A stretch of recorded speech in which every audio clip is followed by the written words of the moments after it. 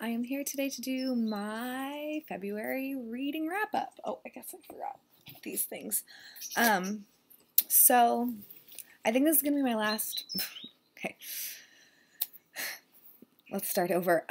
So I feel like my wrap ups, because I'm including different kinds of things in them, like movies and magazine articles, and I would like to include podcasts and TV shows. I'm not going to do any of that in this one because I didn't prepare for it and I just don't feel like it. I'm pretty sure I didn't really watch anything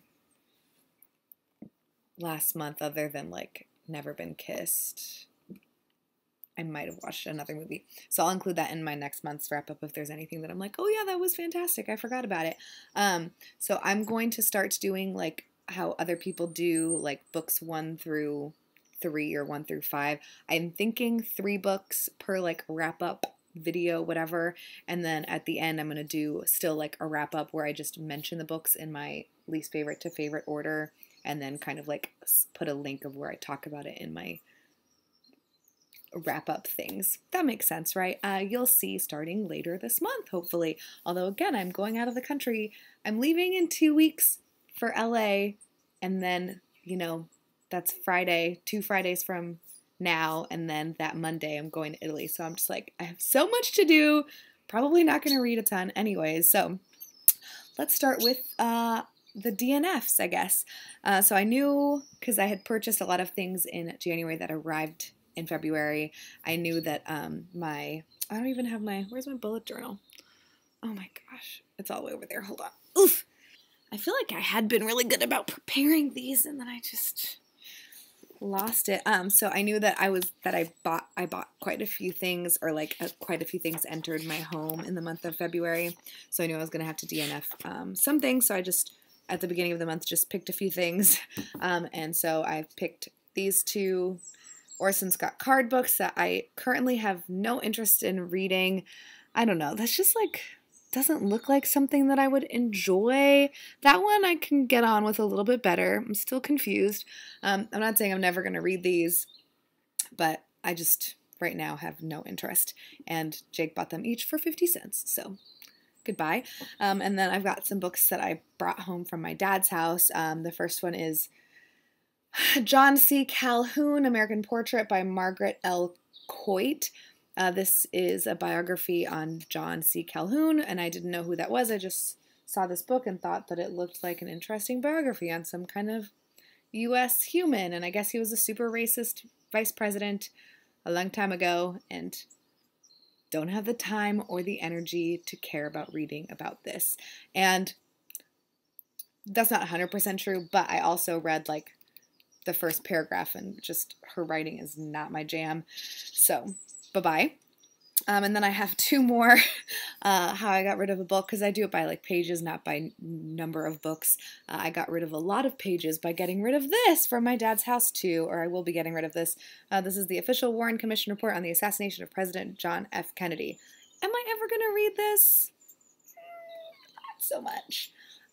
Plus, anytime that I'm thinking about getting rid of a book without giving it a chance, I look at the Goodreads ratings and reviews, and I guess this isn't it's created by our government, so do I believe what they say? Not necessarily. Yeah, I just have no interest in reading that either.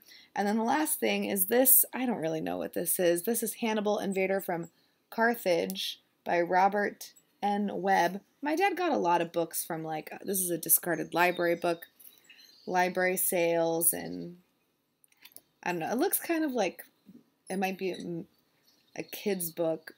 My eye's hurting from flipping the pages. The dust went into my eyeball.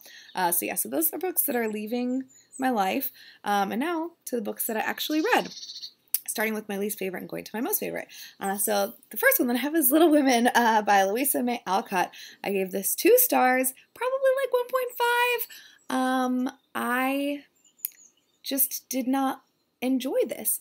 I started off just fine on it. I thought it was going to be a solid 3, nice, cute kids classic that I didn't read when I was growing up. It's just so sickly sweet. I like books where people are not really nice, I guess, or they have a little bit more complexity to them. It was just very frustrating to read, and my enjoyment of it decreased the longer that I listened to this on audio. So I think if I read it instead of listened to it, I might have liked it, or at least not disliked it. So I do feel bad because I don't think it's the book's fault necessarily. I just hate audio. And it just was too long. It was way too long.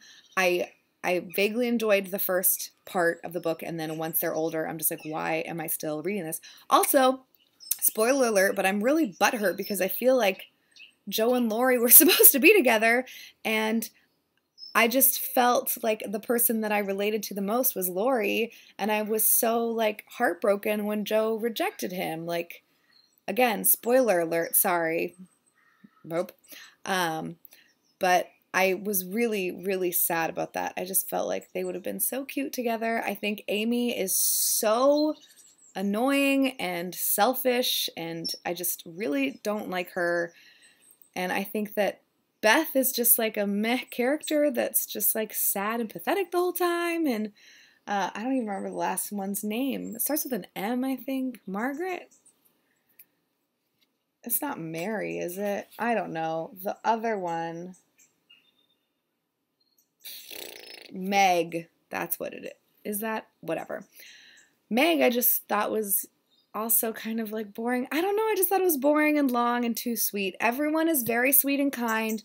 You know, I would have probably enjoyed this a lot if I read it as a child, not as a cynical, grumpy, old person. And I know I'm not actually old, but I feel sometimes like my soul is that of a cranky old man. So yeah, I did not love it. Maybe I'll read it again in the future with a child.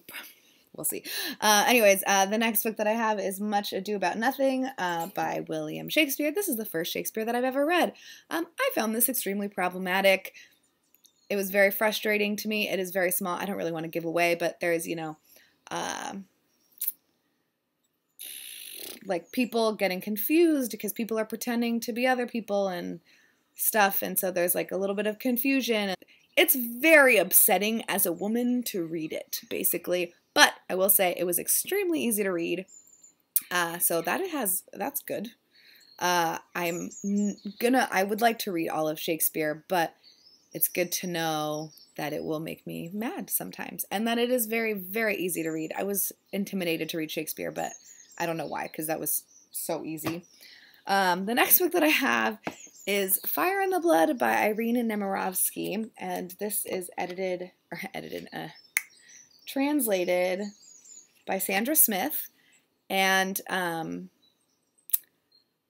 actually really liked this book. I just don't remember it a ton, which is really disappointing because I was supposed to do a podcast episode about it with Michael from Knowledge Lost, so I might have to like skim through it to refresh my memory. But this is a lot of bad people being very bad. And so I think that was why I enjoyed it. There's a lot of deceptiveness and shadiness and lots of people being bad. And I found it really quite enjoyable. But I feel like I had smarter things to say about it, and I just don't remember any of them. So I'm going to have to, skim through it so that I can hopefully do this podcast with Michael. The next book I have is Severance by Ling Ma, and this was so good. This is like one of the post-apocalyptic type stories, dual timelines, so kind of like a la Bird Box, where it's the present day where everyone is all dead or a zombie or whatever, and then the past leading up to the moment that life kind of stops existing except for a select few people. I thought that this was excellent, like the themes in this are so good, about capitalism and consumerism and just how rote and mundane and like lame life is. Like all we do is the same thing over and over and over again, and that kind of like plays into how things happen in the book, and it's so incredible. I'm so happy that I got it. This is a signed copy. I'm so happy that I got to see her speak. I know that this is a big book on BookTube, I think, but I would not have bought this if I didn't see her talk about it. There's one instance where they're talking about, because our main character's name is Candace, and she is working for this company doing like Bible, she's like kind of in charge of operations of Bible manufacturing, so she's trying to get like these gemstones and then this type of paper and stuff, so she's that kind of like coordinator person, and so she is picked by her bosses to be one of the last people kind of like in the building, just like make sure everything's okay, because everyone's assuming that this like fever is going to go away and people are going to go back to regular life. And so her office building is on like the 34th floor or something, and even after basically all of existence is wiped out and the elevators stop working, she still climbs the stairs all the way up to her office on the 30 whatever floor, just because like that's what she is compelled, like she feels like she has to do. Like she has to do it. She signed a contract. She's going to do it. And it just like blows my mind how it's just so good. I told you like not that much about the plot, but I promise the themes are worth it and the writing is great. And, you know, I really, really liked this. I'm looking forward to more from this author. The next book that I have is Akata Witch by Nnedi Okorafor. I was going to do a like special video just for this book, but I realized that I didn't have as much to say as I thought, and I am too embarrassed to do that still, even though I used to do individual book talks for books, but that's okay. So this book is following Sunny, who is Nigerian, so I think her family's Nigerian, but they moved to America, and she was born in America, but then they moved back to Nigeria, and she's albino. So she is viewed very much as other. She's teased a lot. She, you know, doesn't have friends, and then she discovers that she's a leopard person, so she's able to do magic, and it's very exciting because you get to see her. It's like a cute coming-of-age type story of like the, you know, I feel like that's such, I might start crying. Sorry. I feel like reading books where you have characters, especially like in this age range, because this is a middle grade, I think, where they're bullied and they're made fun of, and then they're like special and empowered. That's like such a great feeling as a person who may or may not have been made fun of a lot, just for wearing glasses, so, you know, kind of boring, but still.